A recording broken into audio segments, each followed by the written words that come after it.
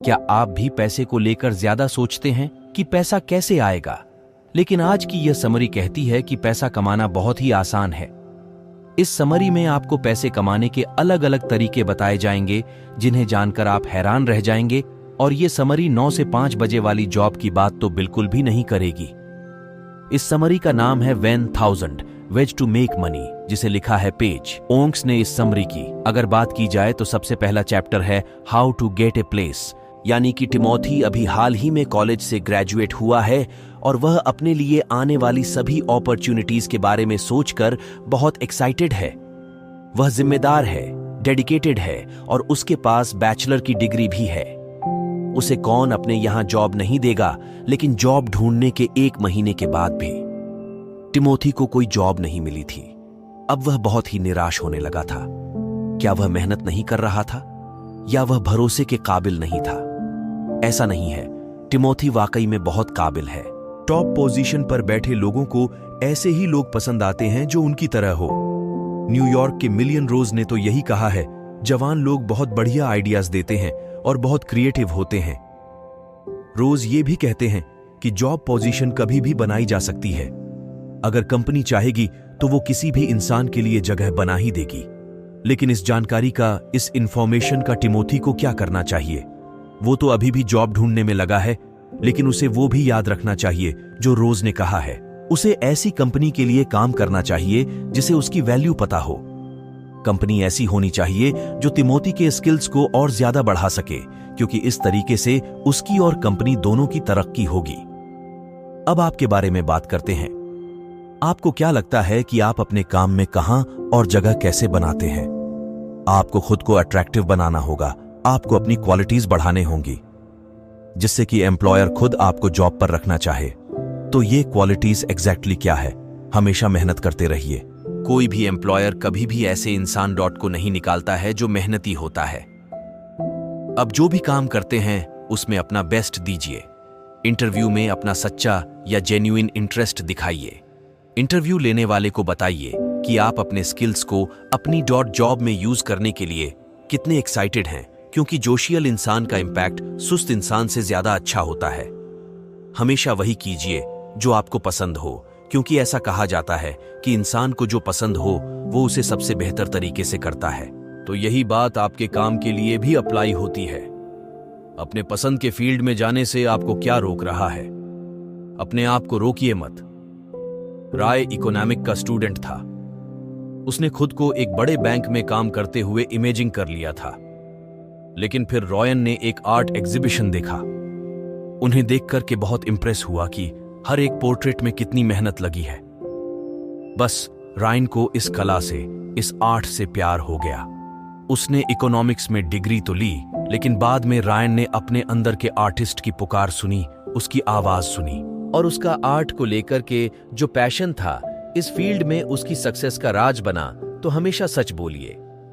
जब भी इंटरव्यू और आपसे कुछ पूछे तो उसका सच सच जवाब दे। वो वाकई में आपकी सच्चाई को पसंद करेंगे। अगर आप पंक्चुअल नहीं है तो आप झूठ मत बोलिए, क्योंकि अगर उन्होंने आपको कम पर रखा है तो आपकी उन्हें खुद ही असलियत दिख जाएगी कि आप सच बोल रहे थे या झूठ। तो यही छोटे छोटे झूठ आपका बड़ा सारा नुकसान कर सकते हैं। ऐसा होने से कंपनी आपके कैरेक्टर पर डाउट करने लगेंगी और यही डाउट आपके प्रमोशन में बाधा बन सकता है, रुकावट ला सकता है। इसलिए ज्यादा से ज्यादा ऑब्जर्व करना शुरू कीजिए। मान लीजिए कि आपको जॉब मिल जाती है, लेकिन वो पोजीशन नहीं जो आप चाहते थे, तो उदास होने की जरूरत नहीं है। इसे एक अपॉर्चुनिटी के रूप में आप देखिए। आप अपने करंट पोजीशन को कैसे इस्तेमाल कर सकते हैं और आप इससे क्या सीख सकते हैं। एग्जाम्पल के लिए, मैं एक नए रेस्टोरेंट में वेट्रेस थी, लेकिन वो किचन स्टाफ का हिस्सा बनना चाहती थी। लेकिन किचन स्टाफ पहले से ही फुल था। वेटर का काम करके मेसी के अंदर काइंडनेस यानी दया और पेशेंस आने लगा। उसने सीखा कि गुस्सैल कस्टमर कैसे की स्माइल से शांत हो सकता है। उसने ये भी जाना कि ज्यादा काइंडनेस उसे ज्यादा टिप्स दिलवाती है। तो इस तरीके से मैसेज कैसे सिचुएशन में थी, उसने उससे बहुत कुछ सीखा और उसका फायदा उठाया। तो अगर आपने इन सारे स्टेप्स को फॉलो किया तो एम्प्लॉयर खुद आपके पास आएगा, क्योंकि एम्प्लॉयर ये अंदाजा लगा सकते हैं कि किस में कितना पोटेंशियल है। अपने अंदर इतनी अच्छी आदतें डेवलपर कीजिए कि एम्प्लॉयर आपको काम पर रखने के लिए एक दूसरे से लड़ पड़े। तो ये कमाल की बातें जानने के बाद अब बढ़ते हैं आगे अगले चैप्टर की तरफ। इस चैप्टर का नाम है स्टार्टिंग बिजनेस। आइए जानते हैं यहां पर हमारे लिए क्या खास है। तो जेल जो है वो एनर्जी और जोश से भरी हुई औरत है जो अपनी खुद की बॉस बनना चाहती है। वो किसी के अंडर काम नहीं करना चाहती। उसे कई जॉब्स में काम किया है, वो भी अलग अलग एरियाज में। फिर उसने रिजल्ट निकाला कि वो खुद का बिजनेस खोलना चाहती है, और क्योंकि उसके पास सालों का एक्सपीरियंस था इसलिए उसने अपने सपने को हकीकत में बदल भी दिया। जेल के पेस्ट्री बिजनेस की सक्सेस के पीछे इन सारी टिप्स का हाथ है। पहला, मिनिमम बेसिक्स यानी छोटी शुरुआत करना। जिनको पता था कि उसे छोटी शुरुआत ही करनी पड़ेगी और फिर उसे इस बारे में एकदम पक्का पता भी होना चाहिए, तो स्टिक सर्वे किया। वो अपने पड़ोस में गई और अंदाजा लगाया कि अगर वो खुद का पेस्ट्री बिजनेस खोल ले तो आखिर कितने लोग उससे पेस्ट्री खरीदेंगे। लोगों से पर्सनली जाकर मिलना सक्सेस के लिए बहुत ही जरूरी है। लेकिन यह सुनने में बहुत ही अजीब लग रहा होगा। आपको ऐसा लग रहा होगा जैसे आप किसी इलेक्शन के लिए खड़े हो रहे होंगे और आपको डर डर वोट मांगने जाना होगा। लेकिन जल को यह भी याद रखने की जरूरत है कि फिगर कम से कम होना चाहिए। वो है क्वालिटी पेस्ट्री बेचने को लेकर के बहुत पैशन थी, तो जेल उन सभी लोगों से मिली जिन्हें वो जानती थी। उसने उन सबको अपने नए बिजनेस के बारे में बताया। फिर एक वीकेंड जेल अपने पड़ोसियों के घर भी गई और उसने उन सबसे भी अपनी पेस्ट्री ट्राई करने के लिए कहा। तीसरा, पर्सनल इक्वेशन। अगर आप अपने आसपास के लोगों से ज्यादा फ्रेंडली हो भी जाए तो इसमें कुछ गलत हो नहीं सकता, क्योंकि अगर आप उनसे अच्छे से पेश आएंगे तो वो आपसे सामान जरूर से खरीदना चाहेंगे। जब स्टोर फाइनली खुला तो जेल हमेशा काउंटर पर ही रहती थी और जो भी स्टोर में आता वो उन सबसे बात करती थी।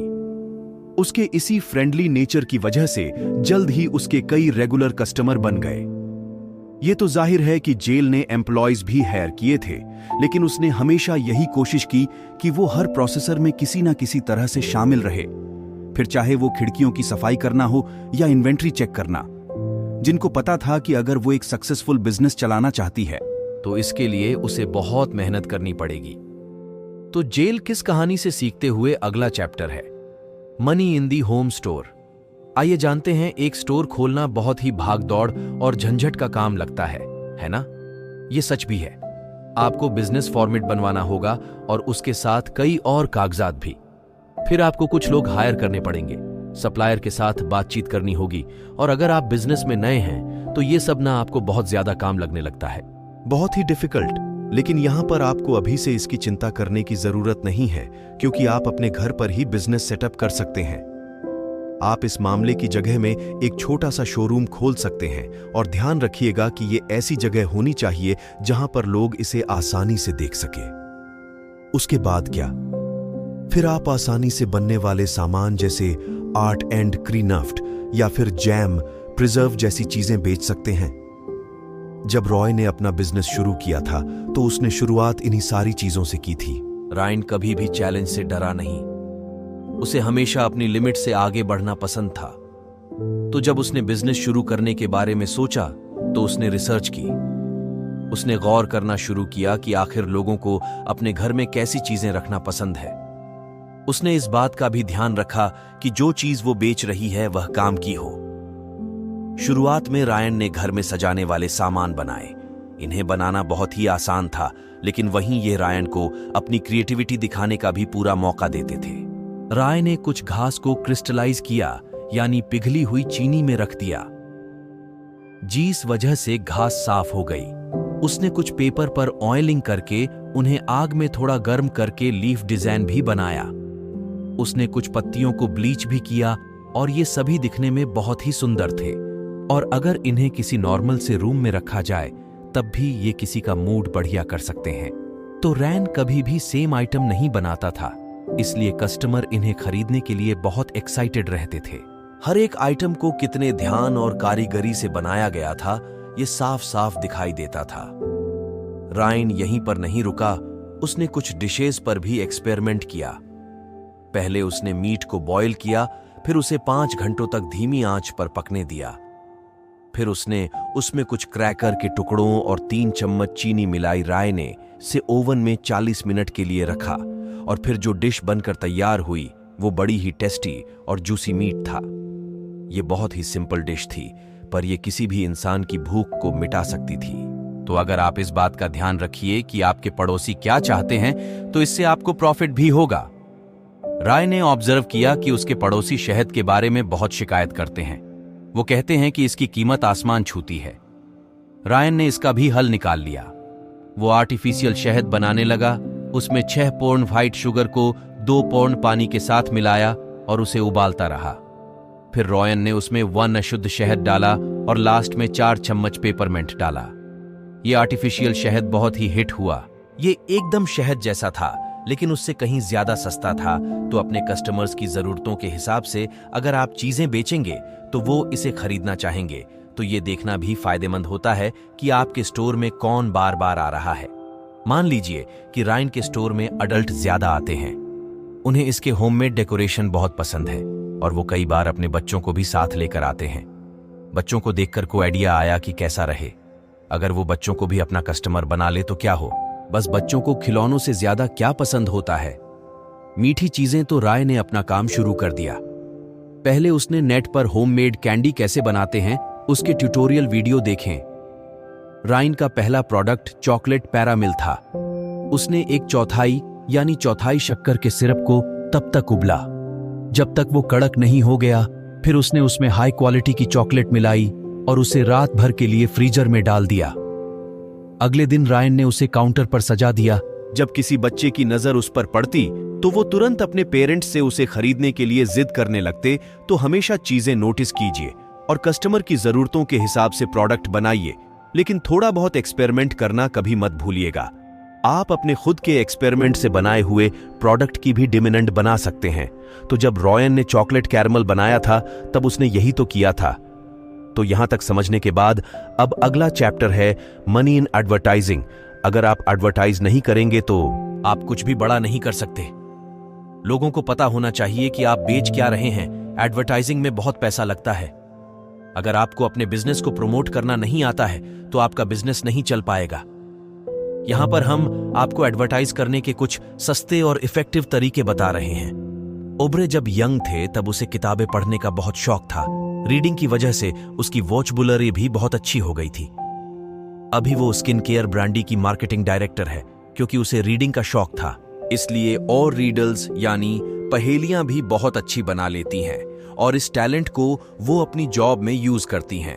क्लाइंट्स ये सब देख करके बहुत अट्रैक्ट होते हैं। जोनाथन रीस के साथ काम करता है, लेकिन लिखने के बजाय उसका रुझान आर्ट की तरफ ज्यादा है। जो पहेलियां रीस बनाती है उन्हें वो कार्टून के जरिए प्रेजेंट करती है। अगर कस्टमर इसे ठीक से सॉल्व कर लेते हैं तो उन्हें एक वाउचर दिया जाता है। ये पहेलियां आर्ट कस्टमर्स को ज्यादा अट्रैक्ट करने का जबरदस्त तरीका है। उनके स्किन केयर ब्रांडी बहुत जल्दी पॉपुलर हो गई थी और एक पॉइंट पर तो ये इंटरनेट पर बहुत वायरल भी हुई। जब वो इसे और ज्यादा दिलचस्प बनाना चाहते हैं तो रीस और जोनाथन पजल बनाने लगते हैं। दोनों के टैलेंट को मिलाकर के एक बेमिसाल आउटपुट सामने आता है। ये दोनों पैसे कमाने के लिए सिर्फ स्किन केयर ब्रांडी पर ही डिपेंड नहीं करते, बल्कि अपने टैलेंट से दूसरी कंपनीज के लिए भी क्रिएटिव कंटेंट बना सकते हैं। वो इलिस्ट्रेशन, पहेलियां और पजल्स अलग अलग बिजनेस को बेच सकते हैं। मान लीजिए कि रीज एडवर्टाइजिंग बिजनेस में आ जाए तो उसकी राइटिंग स्किल्स की वजह से वो एक एसिड की तरह देखी जाएगी और कई सारी कंपनीज उसे काम पर रखना चाहेंगी। पहेलियों के अलावा रीज कहानियों भी बड़ी अच्छी बना लेती हैं। बिजनेस के जो भी प्रोडक्ट्स और सर्विसेज होते हैं वो उन सब के लिए कहानियों बनाती हैं जो न्यूज़पेपर और मैगजीन में भी छपते हैं। एडवर्टाइजर्स को ये अच्छे से पता है कि लोग कहानियों पसंद करते हैं, इसलिए वो इन्हें यूज करते हैं। अब आप सोच रहे होंगे कि हम तो रीज और ओब्रे जी इतने टैलेंटेड हैं ही नहीं, और हो सकता है कि न्यूज़पेपर में ऐड देने के लिए आपके पास पैसे ना हो। आपकी चिंता बिल्कुल जायज है। एडवर्टाइजिंग करना बहुत मुश्किल है, और तब तो और भी ज्यादा जब आप अभी अपना बिजनेस शुरू ही कर रहे हैं। सीलोन में क्योंकि वहां रोज कई लोग आते हैं, क्योंकि अभी आप एडवर्टाइजिंग के लिए पैसे नहीं दे सकेंगे, तो क्यों ना छोटे तौर पर हम इसे शुरू करें। अपने बिजनेस के बारे में पैम्फलेट छपवा लीजिए, उसे पड़ोस वाले बिजनेस में दीजिए, जैसे कि सैलून में, क्योंकि वहां पर रोज कई लोग आते हैं। सो यहाँ पर सैलून के मालिक से बात करें कि क्या वो आपके पैम्फलेट अपने कस्टमर में बांट सकता है, और अगर कोई उस वाउचर को लेकर आए तो उसे डिस्काउंट भी दीजिए। आप सैलून के मालिक को इस फेवर के बदले में डिस्काउंट दे सकते हैं। अगर आप कोलैबोरेशन करें तो भी काफी पैसे कमा सकते हैं। तो ये सब बस दूसरे एंटरप्रेन्योर से कनेक्शन बनाने के बारे में है। अपने बिजनेस को प्रमोट करने का दूसरा तरीका है हर वो मीडियम यूज करना जो फ्री है। अपने दोस्तों और फैमिली मेंबर्स से कहिए कि वो दूसरों को भी बताएं कि एग्जैक्टली आप क्या कर रहे हैं। अपने बिजनेस के बारे में ऑनलाइन पोस्ट डालते रहिए, फ्री सेमिनार अटेंड करें, वहां पर आपको मार्केटिंग करने में भी हेल्प मिलेंगे। तो ये सब शुरुआत के कुछ महीनों में मुश्किल लग सकता है, लेकिन आपको रिजल्ट जल्द ही देखने को मिलेंगे। याद रखिए कि रातों रात कोई तरक्की नहीं कर लेता। अपनी मेहनत का फल आपको धीरे धीरे दिखाई देगा। धीरे धीरे आपके बिजनेस को ज्यादा लोग पसंद करेंगे। सोशल मीडिया पर आपके फॉलोअर्स और लाइक्स बढ़ने लगेंगे। बस जहां है वहीं रुके रहिए और अपना काम करते रहिए, लेकिन इसी के साथ हम आगे जरूर बढ़ेंगे। और अगला चैप्टर है miscellaneous ways of making money, यानी कि आब्रेक को पैसों की सख्ती से जरूरत थी। उसे जॉब से निकाल दिया गया था और उसके पास बिल्कुल भी सेविंग नहीं थी। उसके बिल्स लगातार बढ़ते ही जा रहे थे। इस सिचुएशन में उसने कुछ अलग करने की हिम्मत दिखाई। आब्रे 3 बेडरूम के घर में रहती है। वैसे तो वो अपने आसपास कुछ खाली जगह रखना पसंद करती है, लेकिन पैसों की खातिर उसने अपने 2 कमरों को रेंट पर लगा दिया। ओबेरे को अनजान लोगों के साथ रहना बिल्कुल भी पसंद नहीं है, लेकिन फिर भी वो डटी रही। उसने इस बात का ध्यान रखा कि उसका किराएदार हर नियम को फॉलो करे। इससे बहुत ज्यादा पैसा तो नहीं आता था, लेकिन फिर भी कुछ तो आता ही था। फिर उसने एक जंक शॉप ढूंढी। वो उसके मालिक से मिली और उससे दोस्ती कर ली। ओबेरॉय जल्द ही ये जान गई कि जंक शॉप के मालिक के पास बहुत पैसे होते हैं। ऐसा बहुत सारा सामान होता है जिसे लोग यूं ही फेंक देते हैं। इन्हीं में से एक आइटम है लोहा जंग। शॉप के मालिक इसी लोहे को स्टोव और बर्तनों से निकाल लेते हैं और फिर इसे दूसरे मैन्युफैक्चरर्स को भेज देते हैं। तो ओबरे ने लोकल जंक शॉप से पार्टनरशिप की। वो वहां नए लोग लेकर आने लगी जो लोहा बेचना चाहते थे। हर ट्रांजैक्शन पर ओब्रिक को 50% प्रॉफिट मिलता था। अपने पड़ोस में जाइए, मैन्युफैक्चरर्स को किस मटेरियल की जरूरत है वो पता लगाइए, और फिर जो ओब्रे ने किया वो कीजिए। एक और फील्ड जहां पर ओब्रे ने ट्राई किया था वो थे एंटिक सामान। लोग एंटिक सामान के लिए बहुत पैसे देते हैं, खासकर उनके लिए जिन्हें बहुत संभाल कर रखा गया हो। एक लिंक पे ओब्रे को वो इंसान मिल गया जिसे वो ढूंढ रही थी। उस आदमी ने फेसबुक पर पोस्ट डाली थी। उसने लिखा था कि उसे ऐसे न्यूज़पेपर चाहिए जो 10 साल पुराने हो। ओब्रे को तो ऐसा लगा जैसे उसे खजाना ही मिल गया हो। उसके दादाजी को क्रॉसवर्ड पजल बहुत पसंद थे, तो उन्होंने हर वो न्यूज़पेपर रखा जिस पर उन्होंने काम किया था। ओब्रे के दादाजी की 2 साल पहले ही डेथ हुई थी। उसे पता था कि यही टाइम है उन न्यूज़पेपर को बेचने का, क्योंकि वैसे भी वो धूल ही खा रहे हैं। सारे न्यूज़पेपर अच्छी हालत में थे। ओब्रे ने वो न्यूज़पेपर पैक किए जो वो इंसान चाहता था। बाकी के न्यूज़पेपर उसने फेंक दिए। उसके बाद ओब्रे और वो आदमी मिले। वो न्यूज़पेपर्स के लिए उसने बहुत भारी भरकम रकम दी। ये ओब्रे के 1 महीने के खर्चे के लिए काफी थे। ऐसा कहा जाता है कि किसान का फेंका हुआ कचरा दूसरे के लिए खजाना होता है। जब ओब्रे जंक शॉप पर गई तो उसने ऐसा ही कुछ देखा था। जंक शॉप का मालिक एक फर्नीचर फेंक रहा था। उसने कहा कि वह नया फर्नीचर खरीदना चाहता है, पर ओब्रे को लगा कि बहुत ही बकवास आइडिया है। सोफे और कुर्सी बहुत अच्छी कंडीशन में थे, बस वो थोड़े से पटे हुए थे और उन पर कुछ दाग लगे हुए थे। ओब्रे ने इनकी फोटो ली और अपने एक दोस्त को भेज दी। ओब्रे का दोस्त फर्नीचर बनाता था। ओब्रे ने पूछा कि क्या इसे ठीक किया जा सकता है, और उसके दूसरे हां कहा तो ओब्रे से फेंके हुए फर्नीचर को अपने दोस्त के पास ले गई। उसके दोस्त ने उस पर कुछ जरूरी काम किया। उन्होंने डिसाइड किया कि अगर फर्नीचर बिक जाता है तो दोनों प्रॉफिट आपस में बराबर बांट लेंगे। तो अब तक ओब्रे को कस्टमर ढूंढना आ गया था। उसे पता था कि कुछ लोग सेकंड हैंड फर्नीचर लेने में हिचकिचाएंगे, लेकिन उसने एक लोकल कॉलेज में इसे बेचने के बारे में सोचा। ये कॉलेज ड्रामा प्रोग्राम करवाया करता था, तो उन्हें ऐसे फर्नीचर की जरूरत होती थी जो प्ले में काम आ सके, और ओबेरॉय का अंदाजा बिल्कुल सही था। ड्रामा डिपार्टमेंट को बहुत सारे प्रोप्स चाहिए थे, लेकिन वो ज्यादा पैसा खर्च नहीं करना चाहते थे। आखिर में ओब्रे ने जितना सोचा था उसे कहीं ज्यादा पैसा मिला। उसने अपने उस दोस्त के साथ जिसने फर्नीचर रिपेयर किया था प्रॉफिट आधा आधा बांट लिया। तो इस तरीके से ओब्रे की कहानी से सीखते हुए अगला चैप्टर भी हम जानते हैं, समझते हैं कि यहां पर हमें क्या करना है। इस चैप्टर का नाम है मनी स्पेयर टाइप। मतलब यह कि अगर आपके पास कोई टैलेंट नहीं है तो आप किसी भी समय उसे डेवलप कर सकते हैं। पैसा उन्हीं के पास आता है जिनके पास देने के लिए कुछ होता है। आपको कोई क्लास ज्वाइन करने की जरूरत नहीं है, किसी महंगी मशीन या सामान की जरूरत भी नहीं है। बस आप अपनी स्किल्स को डेवलप करने के लिए कमिटेड होने चाहिए। नेल्सन कॉलेज स्टूडेंट है जो पैसे कमाना चाहता है। उसे नया लैपटॉप खरीदने के लिए पैसे बचाने हैं। तो एक दोपहर उसने लाइब्रेरी जाने की सोची। वहां उसे आर्ट के बारे में एक बड़ी ही दिलचस्प किताब मिली। ये उसके लिए परफेक्ट थी क्योंकि ये बिगिनर्स के लिए थी। नेल्सन ने उससे यह सीखा है कि कौन सा रंग किसके साथ अच्छा लगेगा। उसने उन तरह तरह के ब्रश के बारे में भी जाना जिनके बारे में एक बिगिनर को पता होना जरूरी है। वह हर दिन 10 मिनट कुछ ना कुछ पेंट करने के लिए निकालने लगा। नेल्सन ने ऐसा 1 साल तक किया, जिस वजह से उसके ब्रश के स्ट्रोक्स बेहतर होने लगे।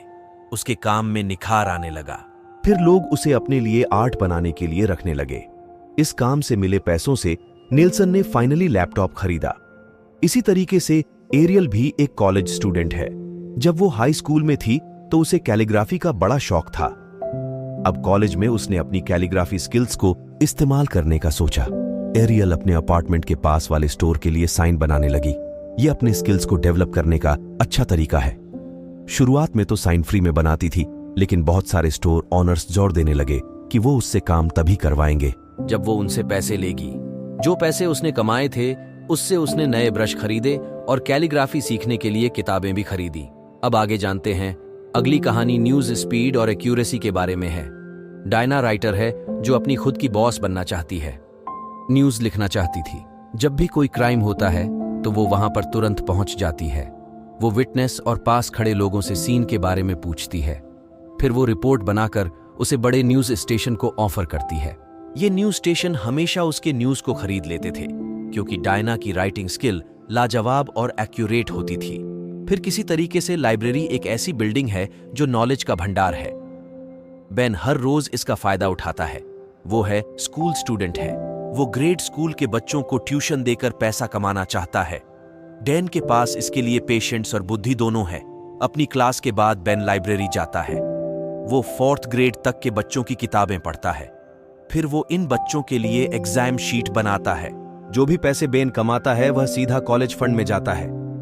तो इन सारी कहानियों को सुनकर इनसे सीखते हुए हम पहुंच गए हैं फाइनली इस समरी के कंक्लूजन पर। तो यहां पर मुद्दा मामला ऐसा है कि आपने पैसे कमाने के कई सारे तरीके सीख लिए हैं। इस बात से कोई फर्क नहीं पड़ता कि आप अमीर हैं या गरीब।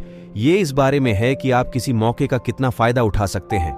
सबसे पहले आपने जॉब ढूंढने के बारे में जाना। बहुत से सीईओ ने यह बात मानी है कि अगर वो चाहे तो कंपनी में नई पोजीशन बना सकते हैं, खासकर तब जब कोई शख्स अपनी काबिलियत को साबित करके दिखाए। आप अपनी स्पेल्स को डेवलप करके अपने पोटेंशियल को साबित कर सकते हैं। हमेशा पैशनेट बने रहिए और मेहनत करने से जी मत चुराइए। दूसरा, यहां आपने सीखा कि बिजनेस चलाना इतना मुश्किल नहीं है जितना लगता है। आपका बिजनेस तुरंत बड़ा या हिट नहीं होगा। सक्सेस के लिए आपको बहुत सारा काम करना पड़ेगा। अंदाजा लगाइए कि रोज आपके पास कितने कस्टमर हो सकते हैं। ये मिनिमम नंबर आपको इस बात की गारंटी देगा कि आपका बिजनेस चलता रहेगा। पड़ोस में जाने का टाइम निकालिए। अपने पड़ोसियों को अपने स्टोर में बुलाइए। कस्टमर ये देखकर बहुत खुश होंगे कि आप अपने बिजनेस को लेकर कितने पैशनेट हैं। हमेशा एक वार्म यानी फ्रेंडली व्यवहार बनाकर रखिए। जो ओनर्स मिलनसार और हंसमुख होते हैं उनका बिजनेस बहुत जल्दी बढ़ता है। अपने बिजनेस को बहुत अच्छे तरीके से जानिए, फिर चाहे वो सफाई हो या प्रॉफिट और एक्सपेंस। तीसरा, आपने सीखा कि बेबी स्टेप्स लेना भी ठीक है, यानी कि छोटे छोटे कदम। अगर आप एकदम से बिजनेस नहीं खोल सकते तो कुछ और कर सकते हैं। अब कुछ यूनिक आइटम बना सकते हैं, जैसे कि होम एटेयर। अब होम मेड खाना भी बना सकते हैं। जो बात जरूरी है वो ये है कि आप अपने कस्टमर की जरूरतों को समझिए। आप किसी कहासीज ग्रुप के लिए प्रोडक्ट बनाकर उसकी डिमांड क्रिएट कर सकते हैं। चौथा, आपने सीखा कि एडवर्टाइजिंग से पैसा कैसे कमाए। फिर से आप एड के लिए अपनी स्किल्स का फायदा उठा सकते हैं। सोचिए आपके पास लिखने की आर्ट का टैलेंट अगर नहीं है तो आप दूसरे बिजनेस के साथ पार्टनरशिप भी कर सकते हैं। ये अपने फील्ड में कीन अटैक्ट बनाने का भी अच्छा तरीका है ताकि कैसे रिसोर्सफुल बना जाए। पैसे कमाने का हमेशा कोई ना कोई तरीका होता है, बस उसे पाने का आप में जुनून होना चाहिए। कोई भी छोटी जॉब नहीं होती। छठी बात जो आपने सीखी वो ये कि आपने जीतने स्किल्स होंगी। आपको हायर किए जाने के चांसेस उतने ही ज्यादा होंगे। अपने स्पेल्स को डेवलप करना कभी ना छोड़े, ये आपको एक दिन जरूर से अमीर बनाएगी। तो अब आप पैसे कमाने के बहुत सारे तरीके जान गए हैं। आप ये टिप्स यूज कर सकते हैं या फिर आप खुद के भी तरीके निकाल सकते हैं। यहां पर मायने ये रखता है कि आपको कभी भी खुद को रोकना नहीं चाहिए। जरा नॉर्मल से हटकर सोचिए, क्योंकि पैसा वही होता है जहां पर कुछ नयापन होता है। और इसी के साथ ये समरी यहीं पर कंप्लीट होती है। यह समरी आपको कैसी लगी? कौन सा आइडिया आपको अच्छा लगा? आपने क्या डिसाइड किया है? क्या प्लानिंग चल रही है? आप अपनी बात हमें जरूर बताइए। समरी अच्छी लगी तो इसे शेयर करना बिल्कुल ना भूले और हमारे चैनल को सब्सक्राइब करें। धन्यवाद।